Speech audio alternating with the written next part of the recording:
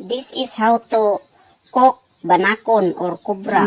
First, you have to buy banakon, and then you put in the cellophane, and you make sure that the kubra is dead, and you put in your hand. Make sure that the cobra will not paak you. You have to bukus it in your hand, and you bunit the ulo. Then you lapwa the banakon in the very hot water, and then make sure that the panit of the banakon will will lapwa to make the panit of the banakon easy to langkat. That's right, just like that, because the banakon has many himbis. Yeah, that you need to kuha. Because the lawas of the banakon very long and very itom. That is how you himbis the lawas of the banakon. Just like that. You himbis. Because the lawas of the banakon has very many himbis. Very many. Like bangus. And there is no himbis anymore. The himbis is already removed, and you wash the banakon with water, and the banakon is clean. There is no himbis in the banakon, and you need to lukot the banakon, just like that. The banakon has no ulo anymore. Has no ulo. First, you need to pikas the lawas of the banakon, and you have to remove the abdo and the tinai. The banakon and the heart of the banakon. That is the heart of the banakon. It is moving. The heart of the banakon is galihok-lihok, and that is the abdo of the banakon. And the white is the impilia of the banakon. There are many impilia of the banakon because the banakon is tambok. That's why there are many impilia get inside the lawas of the banakon. Lawas like of the banakon. That is the sulod of the lawas of the banakon. That is and the sulod. You have to put in the planggana, the impilia. Put in the planggana. The lawas of the banakon you cut the lawas of the banakon just like isda. Just like isda. Just like that. You have to cut into pieces. You need to cut all the, including the ikog of the banakon. Including like that. the ikog.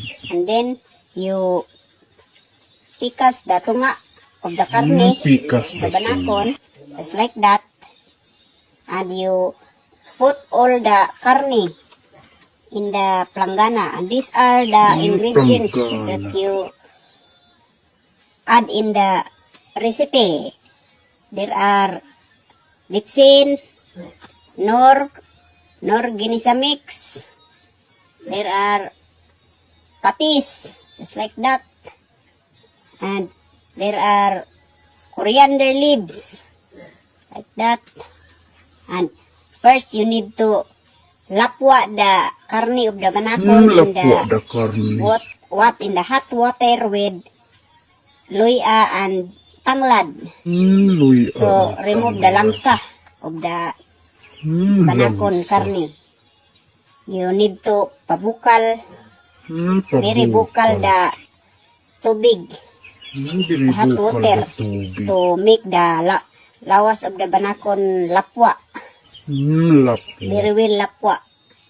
And you you remove the karne of the banakon in the hot water, and then you put in you wash with water, and you put the mantika in the karahay. Mantika in the karahay. Cook the impilia of the banakon. Impilia. To add the flavor in the mantika. Just like that. And you need to add all the ahos. You put the ahos, you gisa the ahos, and the patis. Put the patis. Then, you have to ukay-ukay, and then put the ukay, karne of the ukay. banakon and the luya. The luya. Just like that. And you need to ukay-ukay. It Ukay-ukay. like that. To gisa the karne. Tugisa. Just like that. Very yummy. And you need to ukay. Very yummy. And then you add the suka. Add the suka. Then add the bitsin. 1 tablespoon bitsin. Very mini bitsin. Then you add Very bitsin. another flavor. Sesame. Sesame seeds. Then you add the nor ginisa mix. Just like that. To make the carne very yummy. And you need to add mushroom, dried mushroom. Then you need to add the liso and other spices liso. like chili. Just like that. To add flavor on the recipe. To make it very delicious. And Very you add delicious. also black pepper powder and water. Just like that. You have to add water because this is sinabawang banakon. This recipe is sinabawang banakon. Then you have to pabukal it very well. Have to To cook pabukal it. the carne of the banakon. And then you slice the limoncito. And you puga it in the You saucer. puga. like that. For another flavorings.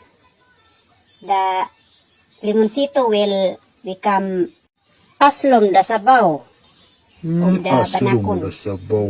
Then you have to put the sesame seeds and the bitsin in the small saucer. Like that. Then you add the tinadtad na sili. Tinadtad na The mixture. sili. Then you add pinugan nga limoncito. Pinugan that. limoncito. Then you have to remove the carne of the banakon because it is already cooked. You transfer it in the another kasirola. Kasirola. Carne of the banakon. Very yellow the sabaw and Very very yellow the delicious. This is very yummy recipe. The banakon soup recipe. Or sinabawang banakon. Sinabawang banakon. This looks very tasty. Very delicious. Very very healthy. tasty. Just like that. You have to put in the table. And the soup is ready to eat. With the coriander leaves. Put it in the yahong. You have to put it in the yahong. And with 3 hiwa. You have to put in the yahong, the 3 hiwa, and then you add the coriander leaves. That is how to eat the banakon meat, the banakon soup.